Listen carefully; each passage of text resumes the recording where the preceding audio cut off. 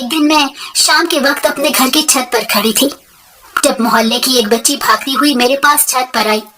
وہ بہت زیادہ گھبرائی ہوئی تھی۔ اس نے کہا کہ نجمہ باجی جلدی چلو اور جا کر اپنی سہیلی بانو سے مل لو کیونکہ وہ بھی شہر جا رہی ہے۔ یہ سنتے ہی میں بھاگتے ہوئے سیڑھیاں اتری مگر مجھے بانو کے گھر پہنچنے میں دیر ہو گئی اور وہ وہاں سے جا چکی تھی۔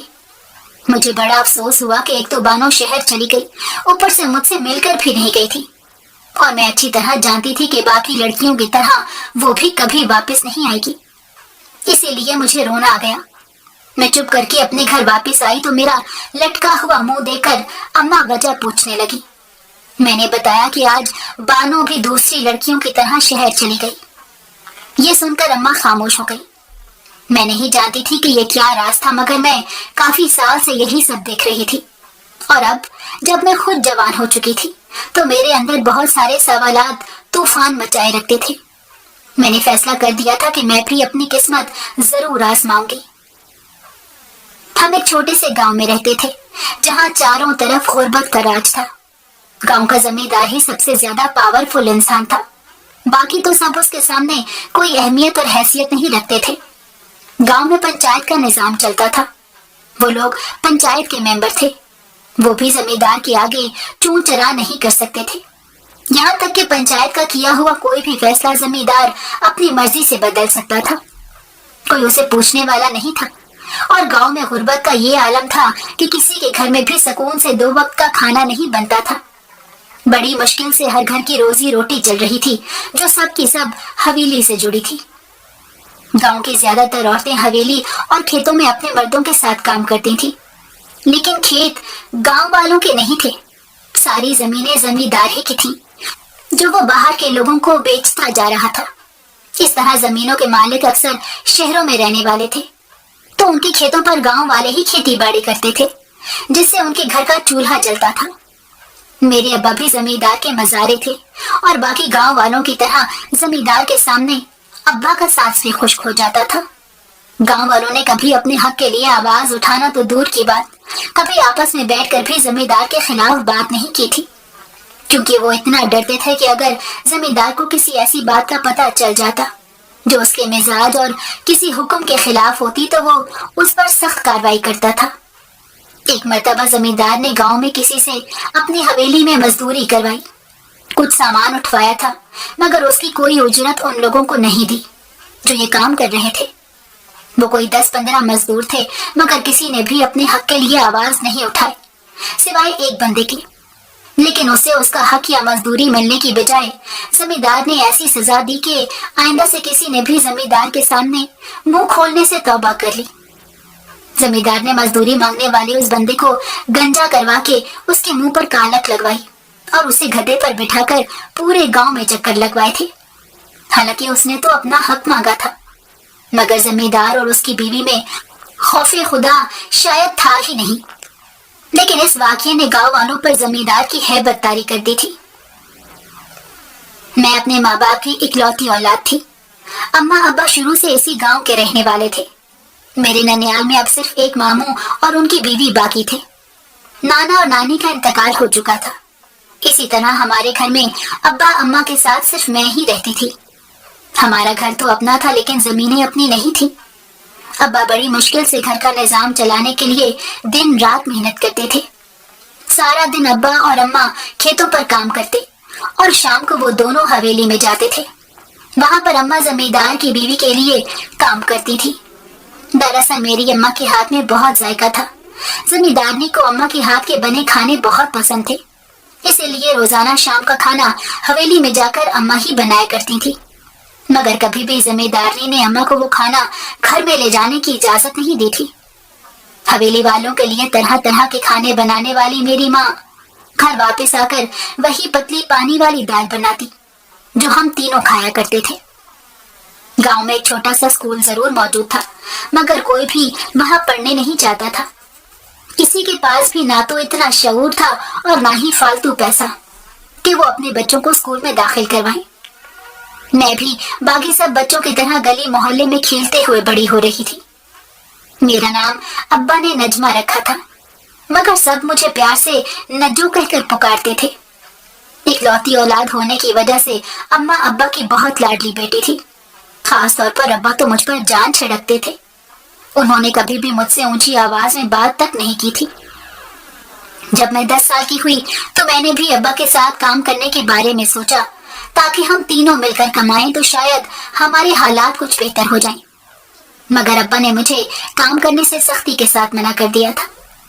यहाँ तक कि वो मुझे अम्मा के साथ हवेली भी नहीं जाने देते थे, जबकि गांव की बाकी औरतें अपनी बच्चियों को लेकर हवेली में जाती थी। इस तरह गांव की सारी बच्चियां कुछ वक्त हवेली में गुजार लिया करती और वहीं पर कुछ न कुछ खाने को भी मिल जाता था।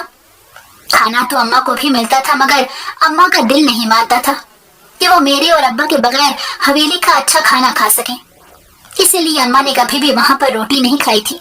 हमेशा घर आके हमारे लिए जो बनाती वही खुद खाया करती थी। एक दिन मेरी सहेली ने मुझे बताया कि हवेली में कुछ मेहमान आने वाले हैं, और मैं ये बात अच्छी तरह जानती थी कि जब भी हवेली में शहर से मेहमान आते थे तो उनके लिए तरह तरह के खाने बना करते थे, जो मेरी अम्मा के साथ गांव की और 3-4 औरतें मिलकर बनाती थी। फिर उस दिन मेहमानों के जाने के बाद जितना खाना बच जाता था वो हवेली के नौकरों में बांट दिया जाता था। मगर पता नहीं क्यों जमींदारनी कभी भी मुलाजमों को बचा हुआ खाना उनके घर नहीं ले जाने देती थी। वो हमेशा यही कहती थी कि जो खाना मुलाजमों को मिलता है, चाहे वो खैरात का हो या मेहमानों के खाने से बचा हुआ, वो खाना सब हवेली में ही खाएंगे, अपने घर कोई नहीं लेकर जाएगा।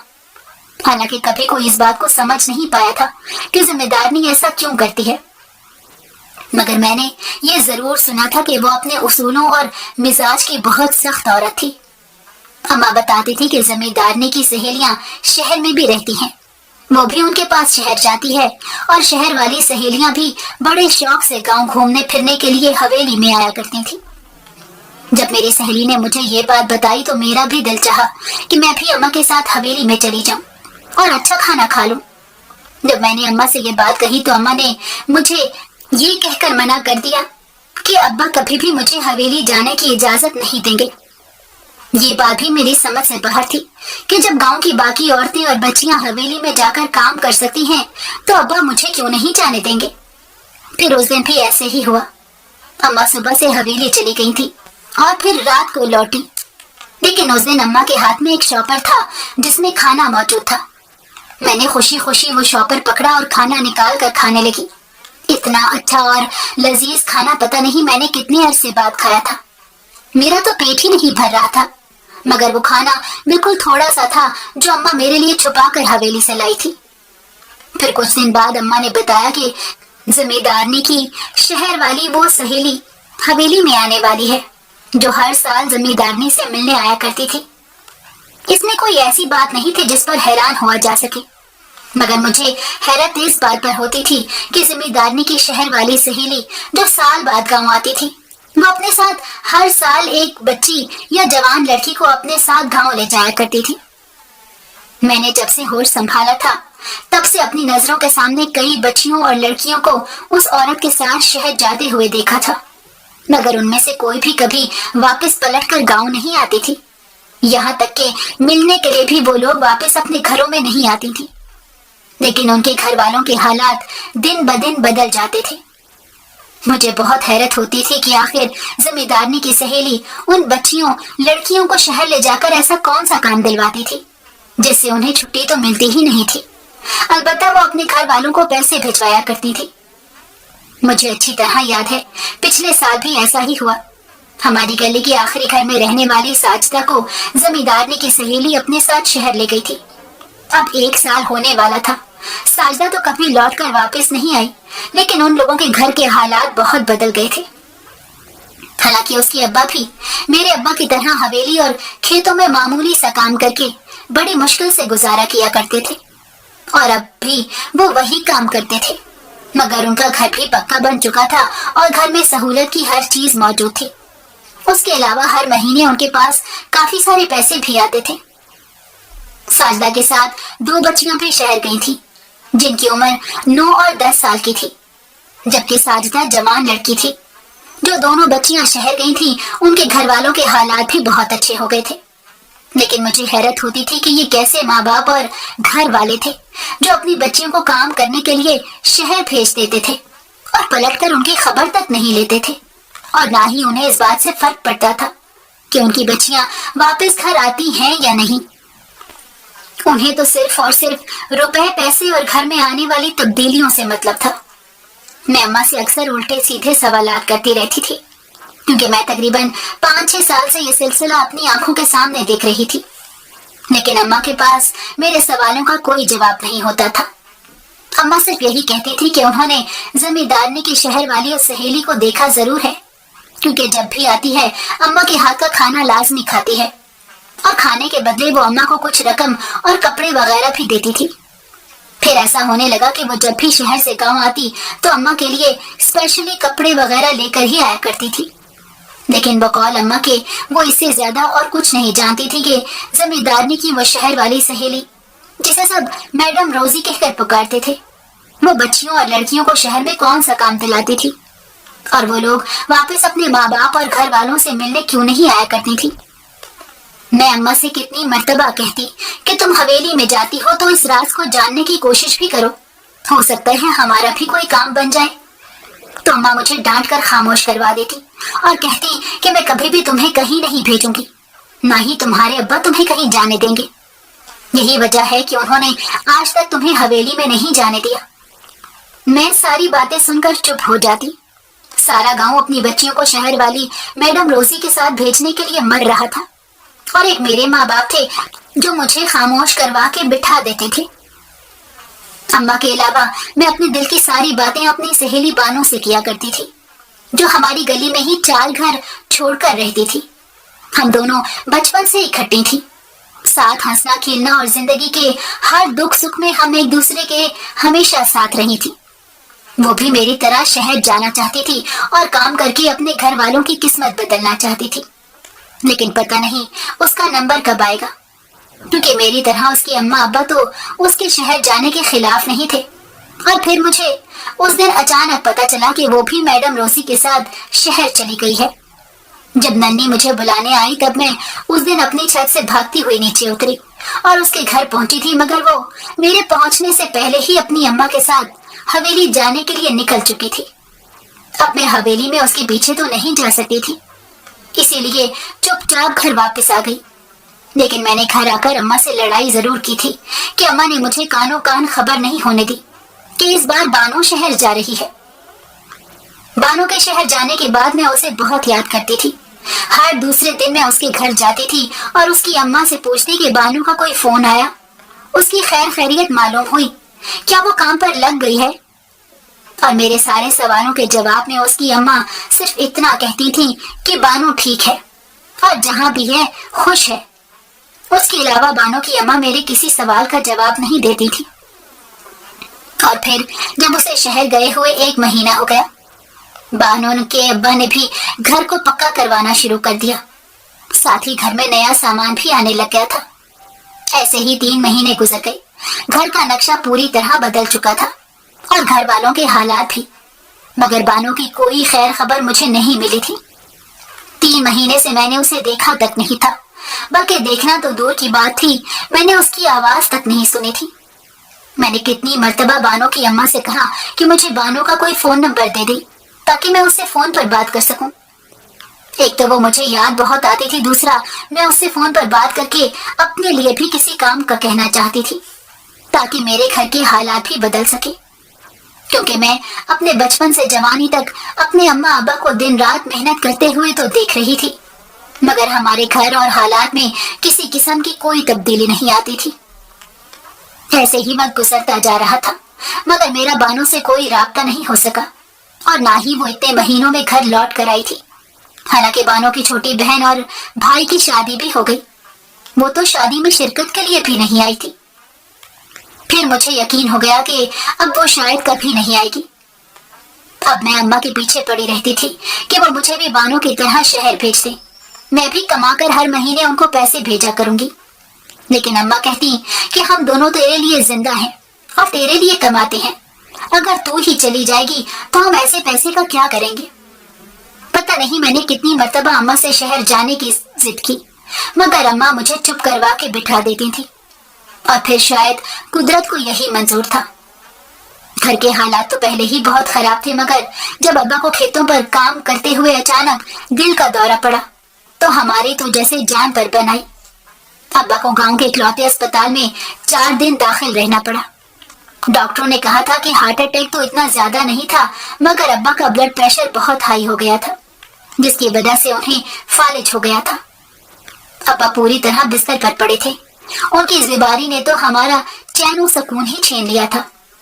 डॉक्टर कहते थे कि अगर अब्बा को हम शहर के किसी बड़े अस्पताल में दाखिल करवा दें तो वो जल्दी ठीक हो सकते हैं, मगर मैं और अम्मा तो कभी शहर गए ही नहीं थे और ना ही हमारे पास इतने पैसे थे कि हम अब्बा को शहर ले जाकर उनका इलाज करवा सकें। अब्बा के बीमार होने के बाद घर की सारी जिम्मेदारी सिर्फ अम्मा पर थी। वो पहले की तरह दिन में खेतों पर जाती और शाम को हवेली में जाया करती थी। अब उसके जिस्म में इतनी ताकत नहीं रही थी कि वो ज्यादा काम कर सके। पहले ही बड़ी मुश्किल से दाल रोटी चल रही थी, अब तो अब्बा की दवाएं भी शामिल हो गई थी। फिर हालात इस नहज पर पहुंच गए कि जो पैसे अम्मा को खेतों से मिलते थे उनकी रोजाना दवाएं मंगवाकर अब्बा को दे दिया करती थी, और अब्बा भी इस लाचारी और मजबूरी के आलम में आंसू बहाते रहते थे कि वो अपनी बीवी और बेटी का सहारा बनने के बजाय उन पर बोझ बन गए हैं। दूसरी तरफ बानो को शहर गए हुए पूरे 10 महीने गुजर गए थे। अब मेरी उम्मीद सिर्फ और सिर्फ जमींदारनी के शहर वाली सहेली मैडम रोजी पर टिकी थी। मैं अब उसके गांव आने का इंतजार कर रही थी, क्योंकि अब मैं काम के लिए शहर जाने का पुख्ता इरादा कर चुकी थी। मैंने 2 महीने से अम्मा को पूरी तरह तैयार कर लिया था। पहले पहल तो वो इस बात पर राजी नहीं हो रही थी, लेकिन फिर अब्बा की बिगड़ती हुई तबीयत और घर में पेश आने वाले फाकों की नौबत ने अम्मा को भी मेरा फैसला मानने पर मजबूर कर दिया। और फिर जब 2 महीने बाद शहर से मैडम रोजी हवेली में आई तो 2 बच्चियों के अलावा मुझे भी अपने साथ शहर ले जाने के लिए तैयार हो गई। बल्कि मैं तो जब पहली मर्तबा उसके सामने गई थी, उसने फौरन मुझे अपने साथ ले जाने की हामी भर ली। अम्मा उस दिन बहुत रोई थी, मैं जब उसे छोड़कर शहर जा रही थी। अब्बा के दिल पर तो न जाने क्या गुजर रही थी, मगर मैंने अपने अम्मा अब्बा से वादा किया था कि मैं लौटकर जरूर आऊंगी। शहर जाते हुए अम्मा ने बानो की अम्मा को फोन नंबर मुझे लेकर दिया था, ताकि मैं उनके फोन पर अम्मा से बातचीत करती रहूं। अम्मा ने यह भी कहा था कि सबसे पहले मुझे फोन नंबर लेकर भेज देना, ताकि मुझे तेरी खैरियत मालूम होती रहे, और कोशिश करना कि 1 महीने के अंदर ही मुझे और अपने अब्बा को शहर बुला लेना, ताकि हम तेरे अब्बा को अस्पताल में दाखिल करवा के उनका इलाज करवा सके। मैं इन सारे अज़ाइम को अपने दिल में लेकर शहर के लिए रवाना हो गई। मैडम रोजी के साथ गाड़ी में मेरे अलावा 2 बच्चियां भी थीं, जो हमारे गांव से ही शहर जा रही थीं। गांव के आसपास छोटे शहर तो मौजूद थे, मगर मैडम रोजी बड़े शहर में रहती थी। 3 घंटे बाद उस शहर में दाखिल हुए थे और फिर शहर के अंदर ही मजीद 2 घंटे गाड़ी चलती रही। मैं बड़ी बड़ी इमारतें और बेशुमार गाड़ियां सड़क पर देखकर बड़ी हैरान हो रही थी, क्योंकि मैं तो पहली मर्तबा अपने गांव से बाहर निकली थी। इससे पहले थोड़ा बहुत साजदा के घर टीवी में ही शहर को देखा था, मगर हकीकत में इतना हुजूम और ट्रैफिक देखने का इत्तेफाक पहली बार हो रहा था। मैं दिल ही दिल में बहुत खुश थी कि अब अपने अम्मा अब्बा के लिए कुछ कर सकूंगी, मगर मुझे माँ बाप की याद भी बहुत आ रही थी। फिर हम मैडम के बंगले में पहुंच गए। बंगला देखकर तो मेरी आंखें फटी की फटी रह गईं। इतना बड़ा और खूबसूरत बंगला तो मैंने कभी ख्वाब में भी नहीं देखा था। इस बंगले पर जब हम अंदर गए तो वहाँ 3-4 लड़कियां और भी मौजूद थी, जिन्होंने बड़े अच्छे कपड़े पहन रखे थे। वो कहीं से भी किसी गांव की नहीं लगती थी, कम से कम मैंने तो उन्हें उससे पहले नहीं देखा था। उनमें से एक लड़की मुझे एक कमरे में ले गई, और जो मेरे साथ 2 बच्चियां गई थीं, उनको भी दूसरे कमरे में ले जाया गया। कमरे में पहुंचने के बाद उस लड़की ने अलमारी से मुझे जोड़ा निकाल कर दिया और कहा कि नहा धोकर फ्रेश होकर बाहर आ जाना, खाने की मेज पर मैडम इंतजार कर रही हैं। मैं डरते डरते फटाफट नहाने चली गई।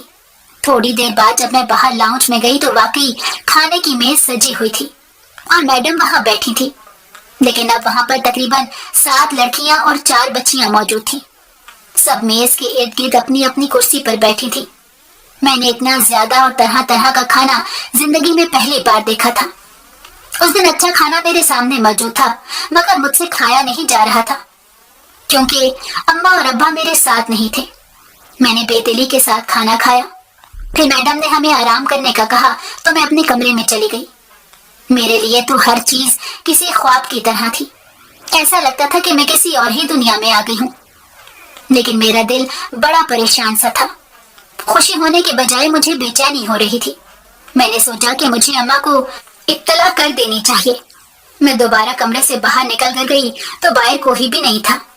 शायद मैडम भी सोने के लिए जा चुकी थी। फिर अगली सुबह नाश्ते के बाद मैंने मैडम से कॉल करने का कहा तो उन्होंने मुझे जवाब दिया कि तुम्हारी अम्मा को तुम्हारी खैरियत की कॉल कर दी गई है। जब हम मुनासिब समझेंगे तो तुम्हारी बात भी करवा देंगे। फिर एक लड़की आई जिसने पैंट शर्ट पहनी हुई थी। वो बहुत मॉडर्न सी थी। मैडम ने कहा कि ये लड़की तुम लोगों को जो कुछ सिखाएगी उसे अच्छी तरह जहन नशीन करती जाना। ये तुम लोगों की ट्रेनिंग है, उसके बाद तुम्हारी नौकरियां शुरू हो जाएंगी। हम सारी लड़कियां बड़े कमरे में बैठ गईं, जहां पर उस मॉडर्न लड़की ने हमें हेलो हाय करना, उठना बैठना और कांटे और चम्मच से खाना सिखाना शुरू कर दिया। तकरीबन एक हफ्ता हमारी ट्रेनिंग चलती रही। हम में से जो लड़की जल्दी सीखती जा रही थी उसे मैडम काम पर भेज देती थी। मुझे शहर उस बंगले में आए हुए 10 दिन हो गए थे, मगर अभी तक मैंने ना तो साजिदा को कहीं देखा था और ना ही बानो को। मैडम से पूछा तो उन्होंने मुझे अपने काम से काम रखने का कह दिया।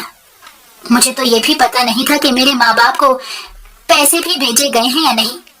मेरा उनसे कोई राब्ता नहीं था। जब भी किसी लड़की की नौकरी लगने वाली होती तो मैडम उस लड़की को बंगले के बड़े कमरे में अपने पास बुलाती। कुछ लोग वहां आते थे और फिर वो लड़की उनके साथ चले जाया करती थी। फिर वो कभी भी दोबारा बंगले में नजर नहीं आती थी। मैंने बंगले में काम करने वाली एक मुलाजमा से पूछा कि यहाँ पर लड़कियों को क्या काम दिया जाता है और वो कहाँ जाकर रहने लग जाती हैं। तो मुलाजमा ने लाइल्मी का इजहार कर दिया और कहा कि हम इन चीजों के बारे में कुछ नहीं जानते। लेकिन कुछ दिन बाद मुझे पता चला कि बंगले की सारी मुलाजमाएं भी किसी न किसी गांव की ही थी, जो काफी सालों से यहाँ मैडम के लिए काम करती थी। फिर वो दिन आ गया जब मुझे भी मैडम ने बड़े कमरे में मेहमानों के सामने आने का हुक्म दिया। उसी ट्रेनिंग वाली लड़की ने मुझे एक मॉडर्न सा लिबास पहनने के लिए दिया। वो एक बंद मैक्सी थी। मैंने जब उससे दुपट्टे का पूछा तो वो हंसने लग गई और कहने लगी कि शहर में ऐसे ही लिबास पहनते हैं और ऐसी ही मॉडर्न लड़कियों को पसंद किया जाता है। मैं अभी उससे बात कर रही थी कि मैडम कमरे में आ गई और उनका मूड खराब लग रहा था। वो कहने लगी कि इतनी देर से तुम्हें बुला रही हूँ मगर तुम अभी तक वहां नहीं पहुंची। फिर वो मुझे अपने साथ लेकर चली गई। मैं जब कमरे में गई तो मुझे बहुत ज्यादा हैरत और शर्मिंदगी हो रही थी, क्योंकि कमरे में 3 आदमी बैठे थे जो उम्र में काफी बड़े लग रहे थे और मेरे पास दुपट्टा भी नहीं था। मैडम ने मुझे सोफे पर बैठने का इशारा किया तो मैं नजरें झुकाकर वहां बैठ गई। ठीक एक और लड़की को वहां लाया गया। उसने भी मेरे जैसे ही कपड़े पहन रखे थे। उसके बाद उन 3 आदमियों में से 2 ने हम दोनों की तरफ इशारा किया तो मैडम ने हम दोनों को उठकर अपने अपने कमरों में जाने का कह दिया। मैं तो तकरीबन भागती हुई वहां से अपने कमरे में चली गई। मुझे कुछ समझ नहीं आ रहा था कि ये सब क्या है। थोड़ी देर बाद मैडम आई और कहने लगी कि तुम्हारी नौकरी पक्की हो गई है। कल वो आदमी आएगा और तुम्हें अपने साथ ले जाएगा। मैंने मैडम से पूछा कि नौकरी क्या है और मुझे अपने अम्मा अब्बा से बात करनी है। तो मैडम कहने लगी कि ये तो कल ही बताऊंगी, फिलहाल तुम सो जाओ। अब मुझे शिद्दत से दूसरे दिन का इंतजार था। अगले दिन शाम के वक्त कुछ लोग बंगले में मौजूद थे, जिनमें एक मौलवी भी था। मुझे और उस लड़की को दुल्हन की तरह सजाकर मैडम अपने साथ बाहर ले गई। मैडम ने कमरे से बाहर जाते हुए ये कहा था कि तुम्हारा निकाह करवा रही हूँ, इसके बाद तुम्हारे बाप को यहाँ लाके अस्पताल में दाखिल करवा दूंगी। तुम्हें हर चीज की रिपोर्ट मिलती रहेगी। अगर तुम अपने बाप को जिंदा देखना चाहती हो तो चुपचाप निकाह करके चली जाओ। मैं हैरत से कुछ बोल ही नहीं पा रही थी।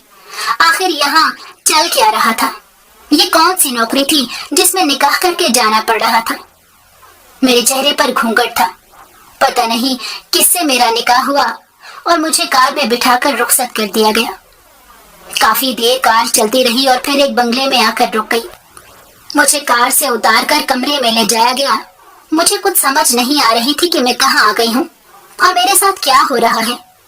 थोड़ी देर बाद सब कमरे से चले गए। फिर किसी की आहट सुनाई दी। कोई कमरे में आया था, शायद वही जिससे मेरी शादी हुई थी। थोड़ी देर बाद जब उसने मेरा घूंघट उठाया तो मुझ पर कयामत टूट पड़ी, क्योंकि वो तो वही अधेड़ उम्र का आदमी था जो कल मुझे देखने के लिए मैडम के बंगले पर आया था। वो मुझे देखकर मुस्कुरा रहा था।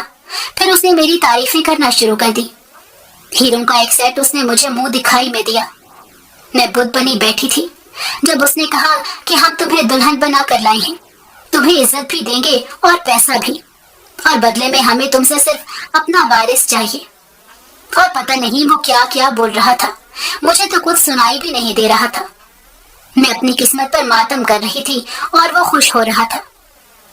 मैं सारी रात अंगारों पर लौटती रही, लेकिन सुबह एक नई कयामत मेरी मुंतजर थी। मेरे शौहर का नाम करीम था और बंगले में सब उन्हें सेठ कहकर पुकारते थे। करीम ने मुझे तैयार करके अपने साथ नाश्ते की मेज पर जाने का कहा तो वहां पर बानो को देखकर मेरा दिल कांप उठा। वो भी नाश्ते की मेज पर बैठी थी, बिल्कुल चुपचाप और गुमसुम सी। उसने मुझे देखा और दोबारा नजरें झुकाकर आराम से नाश्ता करने लग गई। वहां पर हमारे अलावा 3-4 नौकर भी मौजूद थे जो हमें नाश्ता दे रहे थे। फिर जब करीम नाश्ता करने के बाद अपने ऑफिस के लिए निकल गए तो मुलाजमा ने एक ट्रे तैयार करके बानो के सामने रख दी। मैं उससे बात करना चाहती थी, मगर वो बगैर मुझसे बात किए ट्रे उठाकर एक कमरे में चली गई। मैं ये सब कुछ बैठी वहीं पर देख रही थी। आधे घंटे बाद बानो उस कमरे से बाहर आई। उसने ट्रे किचन में रखी और दोबारा उसी कमरे में चली गई। मुलाजमा ने मुझे मेरे कमरे में जाकर आराम करने का कहा तो मैं भी मरे हुए कदमों से उठकर अपने कमरे में चली गई। मुझे कुछ समझ नहीं आ रहा था। फिर थोड़ी देर बाद बानो मेरे कमरे में आ गई और हम दोनों गले लगकर खूब रोई। जब रो धोकर दिल कुछ हल्का हो गया तो मैंने बानो से सारा माजरा पूछा। उसने बताया कि मैडम रोजी का यही काम है। वो जवान लड़कियों को गांव से लाकर करीम जैसे किसी बूढ़े सेठ के साथ निकाह करवा देती है, जो बुढ़ापे में अपनी अयाशी या फिर औलाद के लिए दूसरा तीसरा निकाह भी कर लेते हैं। बानो के साथ भी यही हुआ था। सेठ करीम की पहली बीवी बीमार थी, इसीलिए वो सेठ को औलाद नहीं दे सकी और कमरे तक महदूद हो गई। फिर सेठ करीम ने दूसरी शादी की, मगर वो औरत सेठ के साथ रहने को तैयार नहीं थी। मजबूरन उसे तलाक देनी पड़ी। उसके बाद सेठ ने मैडम रोजी से मिलकर बानो से निकाह किया, लेकिन साल गुजरने पर जब बानो ने भी उसे औलाद नहीं दे सकी तो अब उसका शिकार मैं बनी थी। बानो ने मुझे ये भी बताया कि मैडम का ये काम काफी साल से चल रहा है। छोटी बच्चियों को तो वो ऐसे बंगलों में काम करने के लिए भेज देती है जहाँ बंगले वाले ऐसे नौकरों की डिमांड करते हैं जिनके आगे पीछे कोई ना हो, और वो सारी जिंदगी उनके लिए उनके मुलाजिम बन जाते हैं। फिर वही बंगले वाले जो बच्चियों को अपने पास नौकरी देते हैं या हम जैसी लड़कियों से निकाह करते हैं, वो मैडम रोजी को हर महीने एक मुकर्रर करदा कीमत अदा करते रहते हैं, जिसका कुछ हिस्सा वो हमारे घर वालों को गांव भेज देती थी।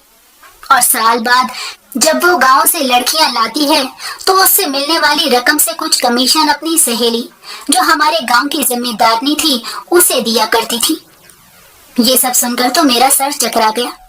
मैंने बानो से साजदा के बारे में पूछा तो बानो ने कहा कि जब मैं यहाँ आई थी तो साजदा को भी ऐसे ही किसी बूढ़े की बीवी बना दिया गया था। वो अलग बात है कि अब वो 2 बच्चों की माँ है।